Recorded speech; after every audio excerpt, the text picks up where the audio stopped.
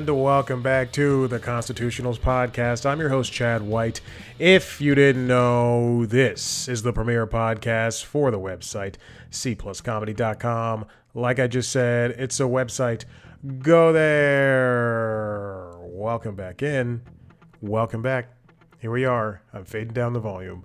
If you're watching the video, you saw me messing with my phone for the entirety of the theme song. I was trying to. I got up from the couch with my work laptop,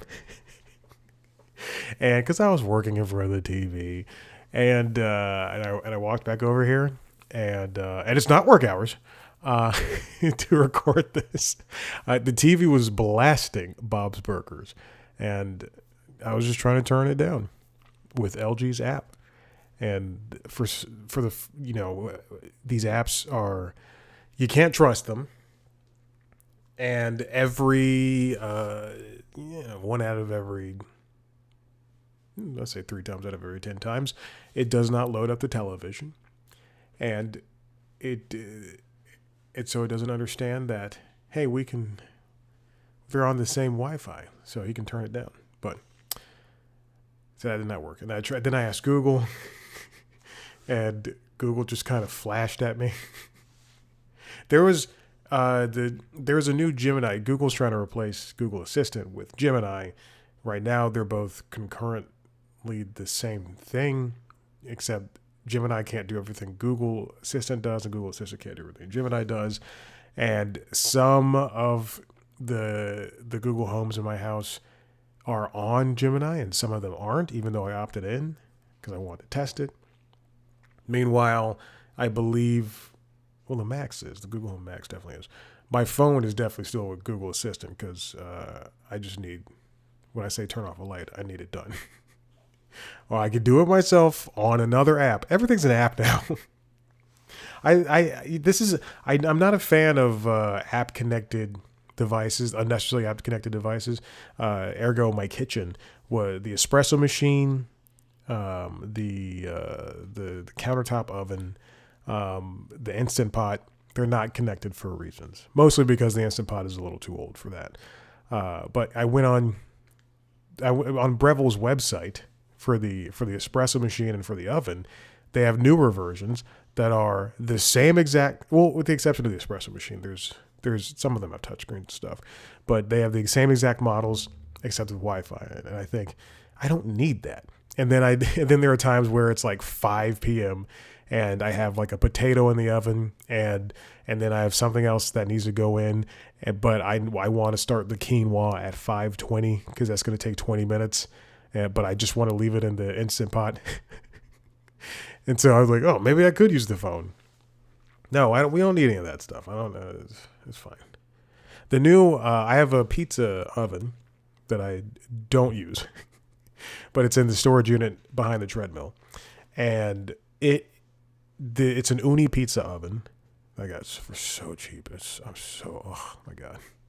I get lucky sometimes, and then other times I don't. I bought something that I did not get lucky with. Well, I got lucky because it's new. Yeah, I'm not going to talk about it. Anyway, it's a rower. So now I have a treadmill, a bike, and a rower. You could probably see it in the back if you're watching the video. That tall, slender baby back there, that's a rower. I got very lucky. The guy did not use it at all. He charged me 2/3 of what he probably could have charged anybody. But I got there and he was like, I don't have time. I don't have time to use it. And I don't have time to haggle with people. And I was like, all right, I'll take it. Yeah, but it only had 66,000 meters on it. And then he only charged me, 2/3 of what it's supposed to cost, which is insane. So I put it to its paces on Monday because I picked it up Monday. Or Sunday. I picked it up Sunday. And then I used it for the first time Monday for a couple of minutes. And then I used it, devastatingly last night. I slept so well last night after that class. Anyway, back to it. Sometimes you get lucky, sometimes you don't. What was I talking about? I don't know. It doesn't matter. Who cares? Here we are. It is Thursday, January 22nd. And I'm currently working. I tried to turn on TV, and that's it. I'm trying to get back to what I was talking about, but it's not important. Here we are. The internet connected devices. I have one. So anyway, they have Breville now has internet connected devices. I don't know why my stuff. And the pizza oven, they have a new version of it that connects to Wi-Fi, and you can start the oven when you're inside or something. I get it. I understand. I don't need it. Oh, it has and also you can't start it from the inside, I don't think. But it does have, it monitors to where it has a temperature gauge, and it tells you on your phone when it's ready, when it's like, oh, I'm at 800 degrees, I'm at 900 degrees. So I guess, if that's your bag, if you're gonna turn the pizza oven on, get up and walk away, that's cool. The times I've used the oven, I've stayed mostly near it, and yes, you can keep it running and everything, and because I did walk away from it periodically, but I didn't like. It wasn't in my apartment. It was at our pool, at my pool, and then I just kind of walked away from it to go back to my seat. Anyway, it doesn't matter. What else? I started playing Star Wars Outlaws. It's a game that is created by Ubisoft, and it did not release to wide acclaim last year. Was it last year? 2024. My goodness. And not released to wide acclaim.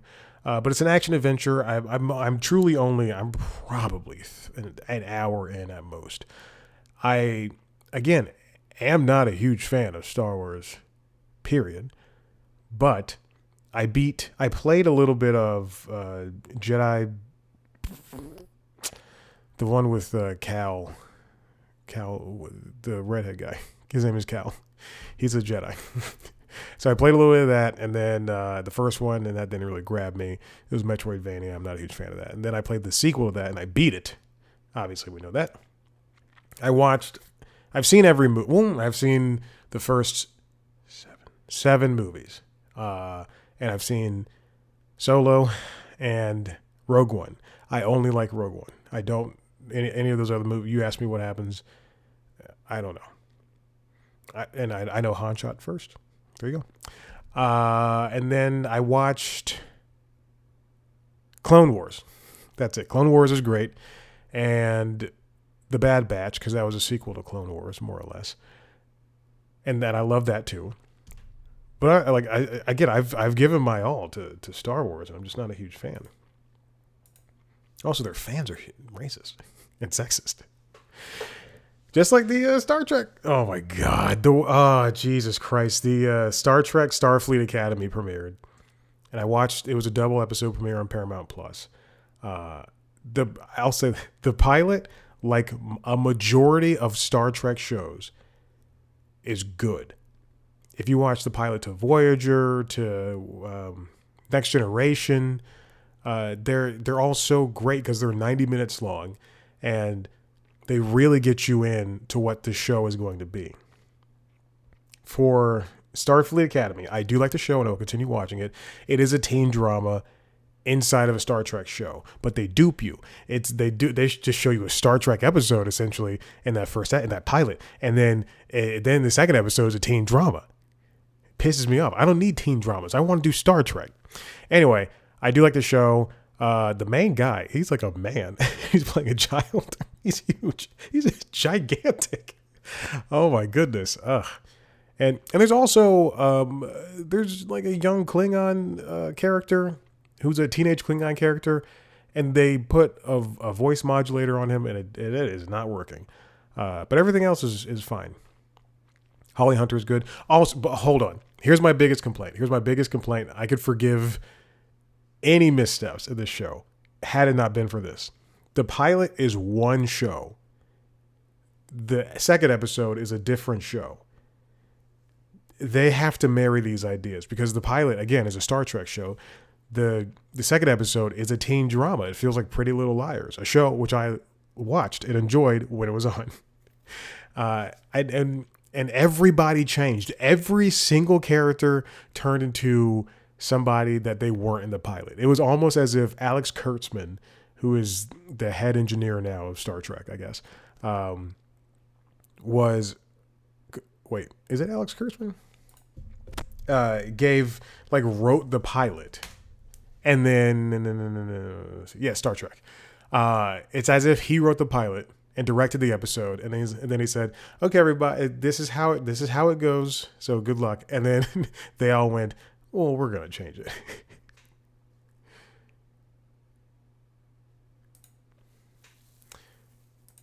Let me see if he actually did. Yeah, he did Starfleet Academy. He's the director, writer, and executive producer. I really love Strange New Worlds. Anyway, the reason I bring up that show is because that death slug, Stephen Miller, put out a tweet about how Star Trek has fallen and it's so left wing and all this stuff, and all the racist Star Trek fans are mad about the diversity. Jesus Christ, you fucking idiots. Why are you watching any of this stuff? This is the diversity is the reason I liked Star Trek over Star Wars. Although, George Lucas, he was married to a black woman. Good for him. Same thing with Robert De Niro. All the women that we've known he's been married to and had children with, 2 black, 1 Asian. Just saying. Good for Robert De Niro. Oh my goodness. Star Wars Outlaws. My biggest gripe with the game is controls. Controls are strange. I am not enjoying the controls. It's published by Ubisoft, and and I guess it's developed by Massive Entertainment. Who did they make? The Division 2. Yeah, and I wasn't a huge fan of their control scheme for those games. They also did Avatar Frontiers of Pandora, a game that was, when it came out, it performed, and people liked it enough, and then it went silent, and then the new Avatar movie came out, and then new DLC was released for it, and it like just went gangbusters. You couldn't get. I was lucky to get a new copy for like $10 or $15 on Black Friday, I think. But anyway, the new DLC comes out, and there's a new third-person mode. There's DLC. There's story stuff. I'm like, what? It's crazy. So that might explain the control scheme, because I'm just not a huge fan of it. But I'm interested in the story to see where this goes.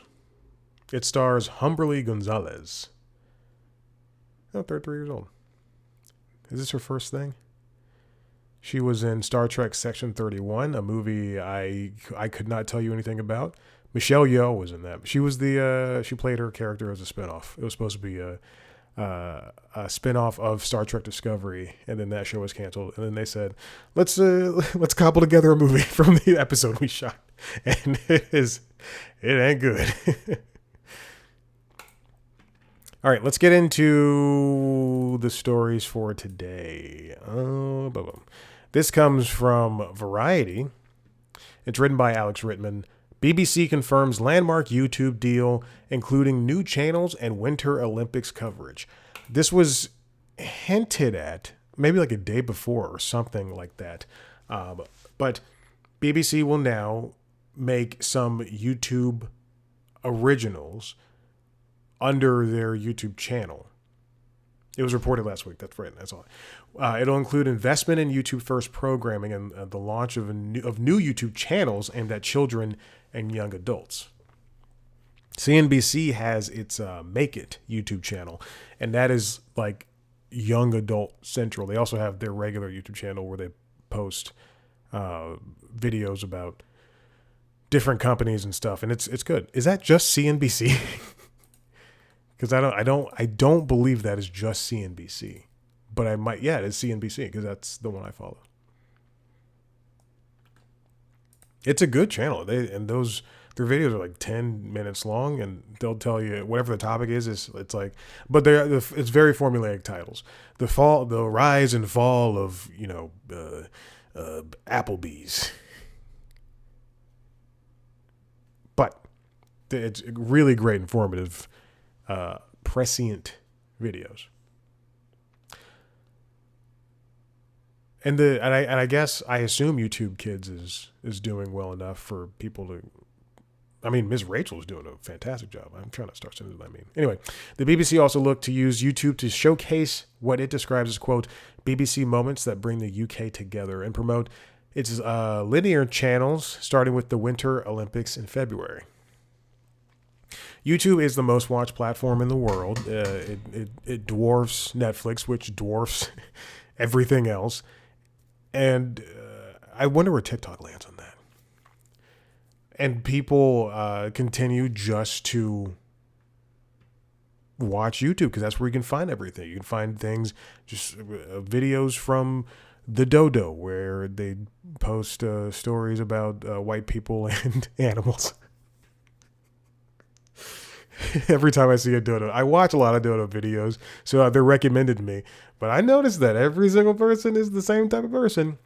And then there's Taskmaster. There's you can watch late night shows. There's a slew of different things you can see on YouTube. They have movies now, and you can watch movies right now like The Wiz on YouTube, which is great for free. And if you have YouTube Premium, you don't have to watch it with ads. It's fantastic. It's a major effort for the BBC to deal with the challenge of YouTube when it comes to younger audiences.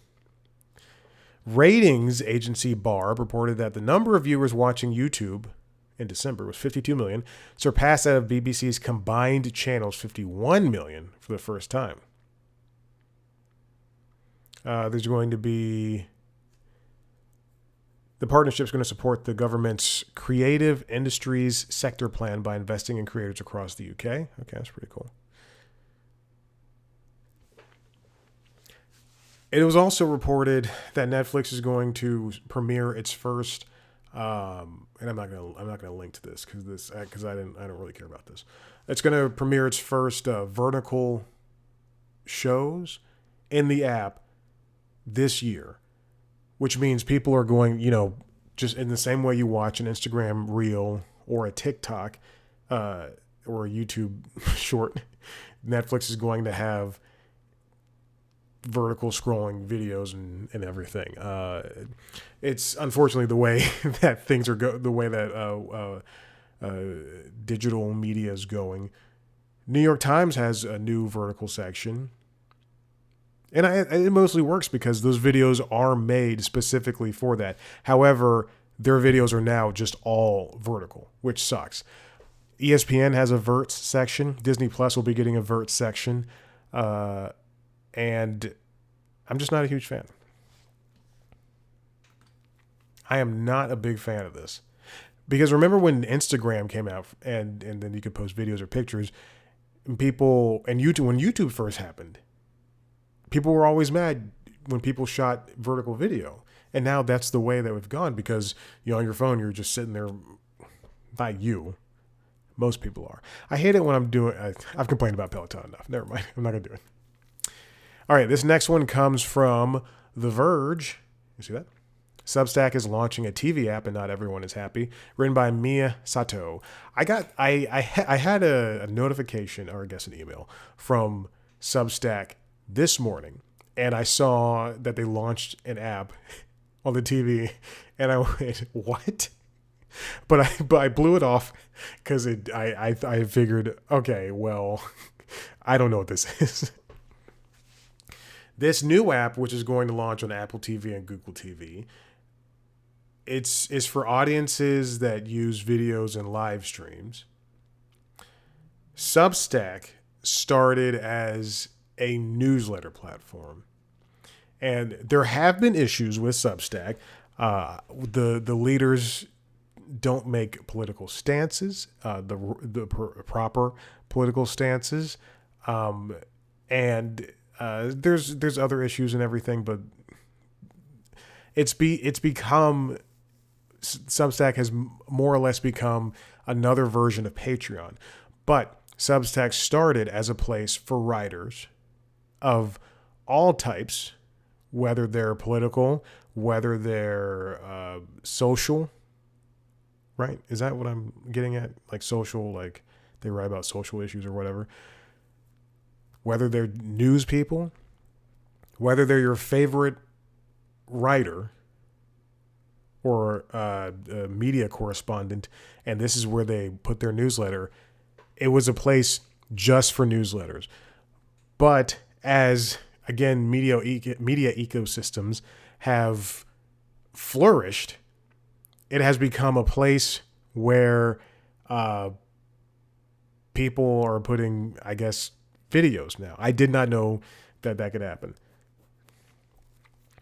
Subscribers can watch videos and live streams from creators they follow, but the app will also have recommendations based for you feeds that mixes in other creators' content. The TV app is available to both free and paid subscribers, and Substack says it will eventually add audio content and more discovery features. At that point, you're just becoming YouTube. And it feels like they just want people to start posting their videos there and audio there. No, I would never host anything there.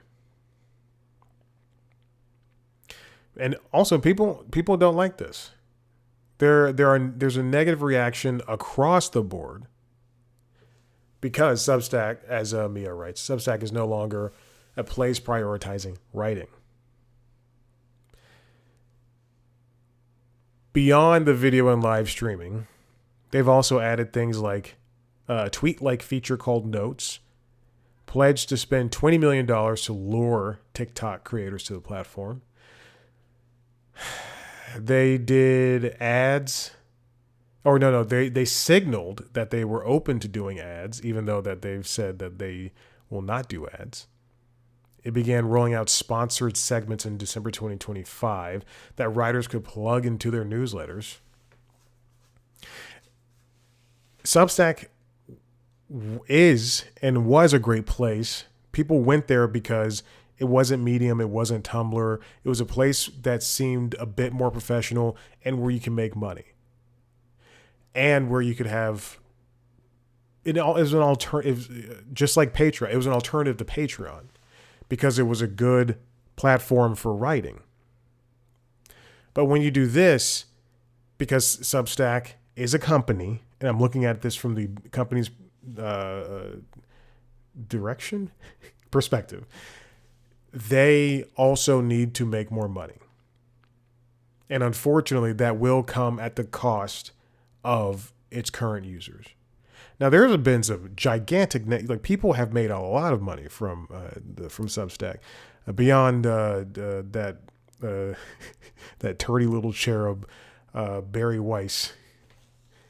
Her dumbass company was made money from Substack. There was a woman who, this is years ago, and I know I've talked about it on the Constitutionals hundreds of episodes ago, but there's a woman who was the top paid Substack writer, and I think she was like a historian or something. And it was calculated that based on her subscriber count and based on how much she charged, she was the first Substack millionaire.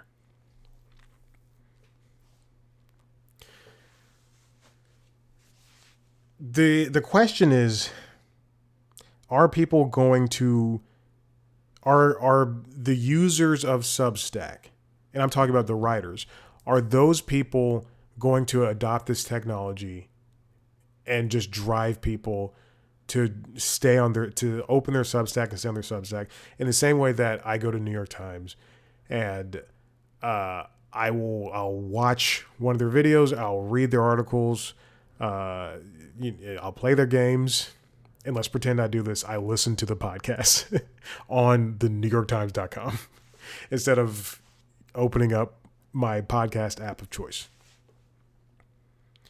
I'm sure that there's some users out there who use just Patreon and they watch their the podcasts that they subscribe to on there, and they listen to them on there, or they listen to the music, or they watch whatever the creator person is doing. But sometimes, well, actually all the time, it's just easier just to put something on YouTube. It's just easier to put if you have music It's easier to do it on Spotify and Apple Music and YouTube Music, as opposed to just saying, here's this link to this thing where you have to listen to it there, and you have to open this app. Whereas if you're going to listen to, I'm not a fan of the show, but if you're going to listen to Good Hang with Amy Poehler, I'm not a fan because I don't need any more podcasts in my life. I'm done. But if you're not, if you're somebody who's like, okay, I'm going to listen to the show, you're going to go to, presumably, if you are just a passive podcast fan, you're not going to buy a podcasting app like Pocket Cast or whatever. You're not going to do that. That's just for us freaks. But you're going to go to Apple Podcasts. You're going to listen to it there. And then you're going to be like, you know what? I'm going to watch the next episode. You're going to go to YouTube. You're not going to go to amypoehler.biz and then see her proprietary player and listen it there, or watching it there. Listen it there or watching it there. I understand that Substack needs to make money. But I think the other tactics are much better. The notes are very confusing on the Substack platform, and it took me a very long time because I just recently reposted all of the 95% of the interviews from the original cpluscomedy.com on Substack. And it was so confusing how to figure out how to make a post versus a note. Because I did not want to make a note. I get why they want to bring over TikTok people in the same way that Instagram wanted to do that. And in the same way that YouTube wants to do that. But in the end, those people are going to, if your platform is good enough, those people will just take whatever friggin' TikTok they posted and they're going to post it right on YouTube Shorts or Instagram. And I have no qualms with Substack adding video. I'm not sure about the live streaming, but I guess that comes with the video territory. Territory? Yes. But I largely in part I agree with the writers. This is a dense turn away from writing, and it's unfortunate. This next one comes from The Athletic, how ESPN's Australian Open coverage left some American tennis fans cold, written by Matthew Futterman. The Australian Open was it's the first big tennis thing of the year, in the same way that the Hawaii thing is the Sony's Hawaii, whatever it's called, is the big golf thing of the year, of the first of the year. One of those I did not know even started. I missed 2 days of the Sony thing, and then I saw it on a Saturday afternoon. I went, what? Wait a minute, who's playing? And I'm looking through them. I'm like, look, these are all my guys. Sahith, the rest. I completely missed it on Sunday, so I only saw it Saturday. But this, if you're on Disney Plus and you watch the live section, and I only use it for the Simpsons live channel, every single time I would pull up the live section, it would have ABC News, the Simpsons, and then 2 channels of the Australian Open. But this is like last week or 2 weeks ago, and it would say next week. So I knew the Australian Open was coming. Now, the issue is, because ESPN launched this ESPN Unlimited, and people seemingly were like, this is the last straw. Like, we don't need cable because sports can now be watched on this app. Yes, buddy, I see you. Oh my God, you're so needy. There's been an issue in who has access to what. Now let's remember the tiers of ESPN streaming. There's ESPN Plus, right? Hold on. Which is like the original way to subscribe. What is going on with it? What are we? It's like double clicking and middle clicking. That is, oh no. Uh-oh. Uh-oh, something's going on. Something's going on. Oh no, there's something wrong with the mouse. All right, turns it off, turn it back on. What the hell is going on? Oh. Bear with me with these technical difficulties. Every time I click, it's like it's right-clicking too. So it's not clicking through. Oh, God. Oh, this is embarrassing. This is embarrassing. I'm trying to pull out the receiver, but it's not working. Wait. Okay, we're good. Now it's fixed. All right. So on plus.espn.com, you have 1, 2, 3, 4, 5 ways to get ESPN. So obviously you can get it through your service provider of choice, be it cable, satellite, or internet. Hold on. And YouTube TV, Hulu Live TV. Okay. So here are all the bundles. Or here's all the ways you can do it besides that. Disney Plus, Hulu, ESPN Unlimited bundle. That's everything. So you have access to Disney Plus, Hulu, and ESPN Unlimited, which is every single thing they have, including the stuff that's on ESPN Plus, all of the different live golf streams, ESPN, ESPN2, ACC Network, SECN, ESPN Plus streaming. That's more ESPN Plus. ESPN News, Deportes, all this different stuff. Live games, whatever. Then there's just ESPN Unlimited, which is all that stuff without Disney Plus and Hulu. Then there's Disney Plus, Hulu, ESPN Select. ESPN Select is the new ESPN Plus. So you only get a certain percentage of that stuff. Then there's just ESPN Select. You get ESPN Select by itself. Then there's ESPN Fox One bundle. If you like sports, then that's the one you want the most. ESPN Unlimited is $40 a month. For $16 more, you get access to Disney Plus and Hulu. You might as well. That's what they want you to think.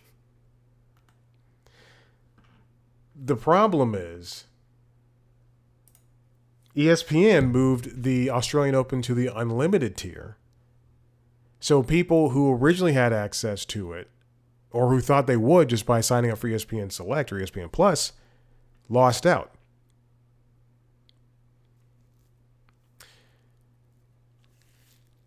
For some fans, making the upgrade caused apps to glitch or fail entirely. The additional unheralded paywall, at least to fans who had not read the company's pre-tournament media announcement, which does not cite that the app ESPN Unlimited costs $30, led to widespread anger on social media.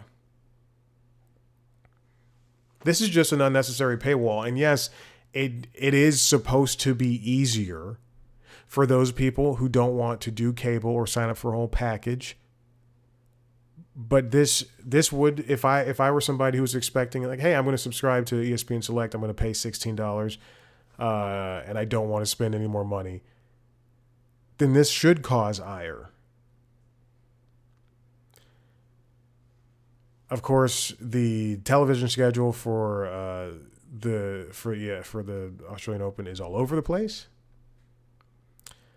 ESPN's coverage includes 2 one-hour highlight shows in the middle and final weekends, an app that allows viewers to watch 4 matches simultaneously and highlights and streams through Disney Plus for all Disney Plus, Hulu, and ESPN bundle subscribers. They put the stadium courts behind the paywall, and that's supposed to draw more viewers. That's not fun, in this, like, there are people like me who would love to just watch a single match. If you watch it on television, if you're somebody who wakes up at 3:00 like I do, 3:30 like I do, watching these matches is a godsend because you don't have to watch whatever the Culinary Wars on Netflix as you're running on the treadmill. I love Culinary Wars. It's such a good show. Just like 90-minute episodes of people cooking in Korea. It's fun. And everybody's so nice to each other. There's no fighting. There's disagreements, but there's no fighting.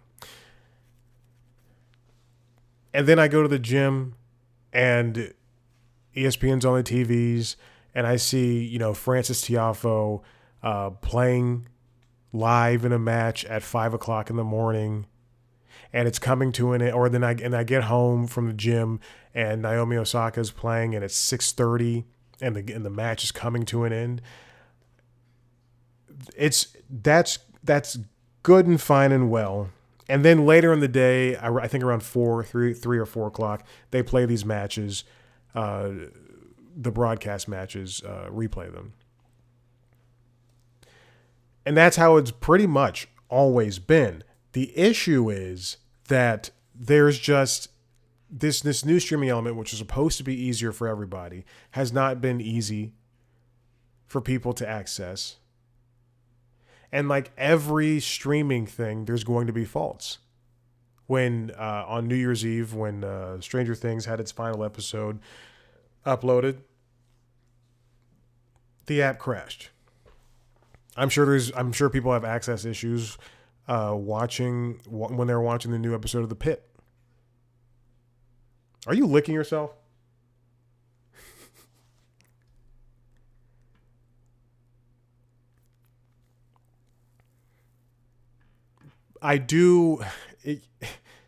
ESPN Disney is not unlike every other company out there in that they can falter.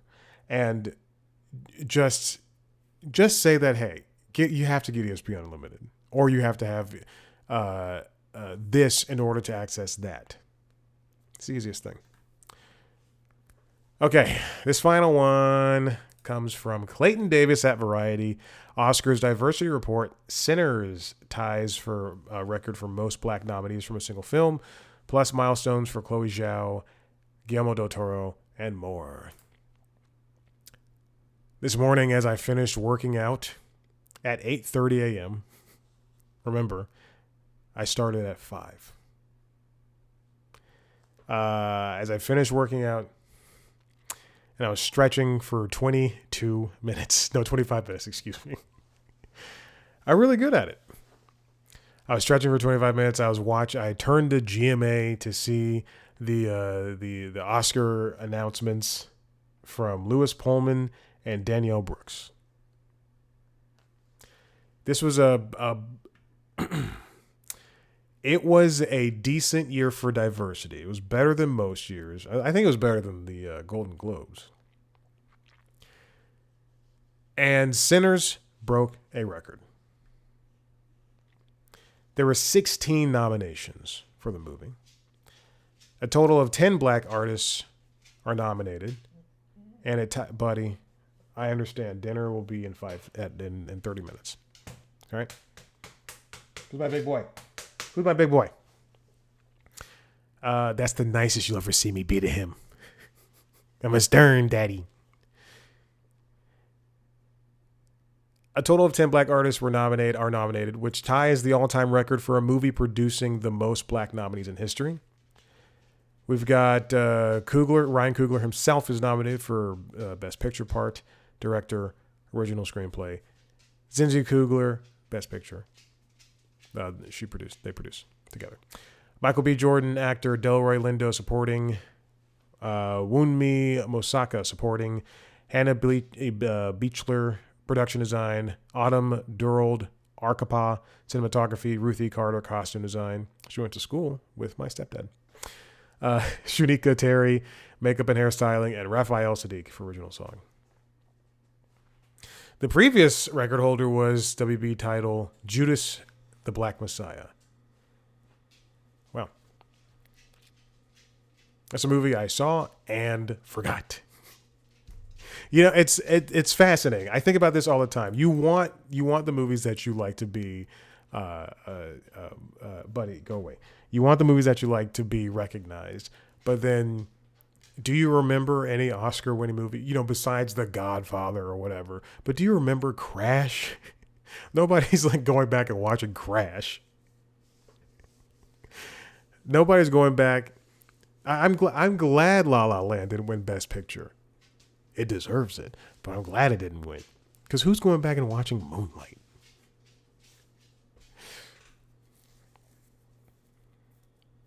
So to say Judas and the Black Messiah, that's a movie I went and saw in theaters.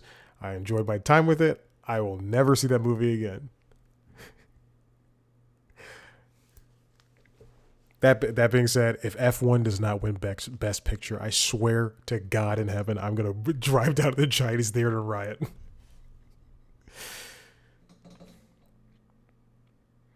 What else? Moving on down. In the acting categories, 6 of the 20 acting nominees, or 30%, are actors from underrepresented communities. And yet Chloe Zhao made a movie entirely about white people. So did Guillermo del Toro. Well, I have major issues with Guillermo del Toro. I have a lot of issues with Guillermo del Toro. This year also marks a banner season for Latino representation across multiple categories. Mexican auteur Guillermo del Toro, though he missed directing, is the most nominated Latino producer in Oscar history thanks to his reinterpretation of Frankenstein. Meanwhile, Puerto Rican actor Benicio del Toro adds another nomination to his impressive resume. He did a fantastic job in one battle after another. As a guy who just wore sweatpants the entire time, or a gi, I guess he wore a gi. God, he was fantastic, and he drank beers the entire time.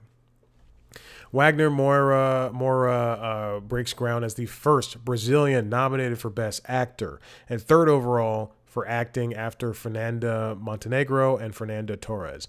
He's in oh boy, is it? Was it? No, hold on. The Secret Agent. I've not seen this movie. When I heard it was a Brazilian movie, I was like, this is gonna be great. And all the hype that you hear surrounding the awards, we're finally getting some more representation. It's fantastic. I love this. Again, I will root for every person of color at the movies, even if it's Guillermo del Toro. I will root for him to win because but I don't want to see the mostly white actors that he hires. He just refuses to hire people of color. Anyway, in animation, Yvette Moreno, the first Latina ever nominated in the category, is now a 2-time nominee, earning another nod for Zootopia 2, which is the highest grossing animated movie ever. Congratulations. Chloe Zhao is the first woman of color ever nominated twice for Best Director, and the second woman overall to do so. Nia DaCosta is the only person of color involved with the new 28 Years Later movie, and she's directing it. And I would love to see her get nominated. She's great. I like her. I like Chloe Zhao, but I will not see Hamnet. I have no interest in doing that. There's also Geeta Gandbhir, who is the first Indian woman to be double nominated at the Oscars. Second Indian woman nominated. She is the second Indian woman nominated in documentary feature for Netflix's The Perfect Neighbor after Nisha Paja, who was nominated for To Kill a Tiger. Jafar Panahi is the first non-French director of a movie not in French to be nominated for Best International Feature with the thriller It Was Just an Accident. He's also the second Iranian writer to be nominated for original screenplay after Asghar Farhadi for Separation. Buddy, you got to stop coming over here. There's also a good gender set of nominations, too.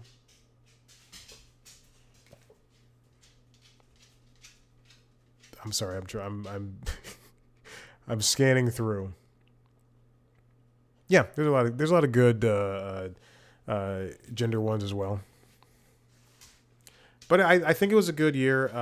I think I've grown tired of this just traditional Oscar nomination choice pool type. There's a a movie like Paul Thomas Anderson's One Battle After Another, his first movie with people of color in it too. It just doesn't. You married a black woman. Why don't you make movies with people of color? Anyway, I've grown tired of this because, to me, it just feels as though these movies are kind of samey, and then you get movies that stand out like One Battle After Another and like F1 that are just fun, and K-pop Demon Hunters. We had no idea that a movie like, oh, and also K-pop Demon Hunters, but we had no idea that movies like that would do well, and Sinners, and movies like that would do well, but then they're put up against the same style of movie over and over and over again, like Hamnet, like the rest of the stuff that is just looking for the same thing. I'm sorry, I'm scanning through the snubs, and I don't care for the movies. Although it is interesting that Wicked for Good is basically Wicked for Mediocre. Hey, how many times did I say that joke? Okay, something's going on with this. Something's going on with the whatchamacallit? With the whatever this stuff is. The LG stuff. Anyway, how many times have I said Wicked for Mediocre today? Twice. Okay. Listen, if you like what you heard, you're at the website cpluscomedy.com, where you can see me talk to famous people sometimes. If you want to see a video version of this show, as well as a video version of the other shows, including Late Night Lately, the Late Night Show, and LinkedIn Logs, the Jobs podcast, as well as the interviews, go to youtube.com/C+comedy. You can see all that stuff there.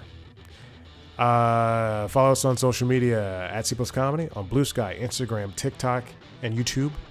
Me, those platforms at Chad Black White. Thank you so much for listening. We'll see you next time. Bye.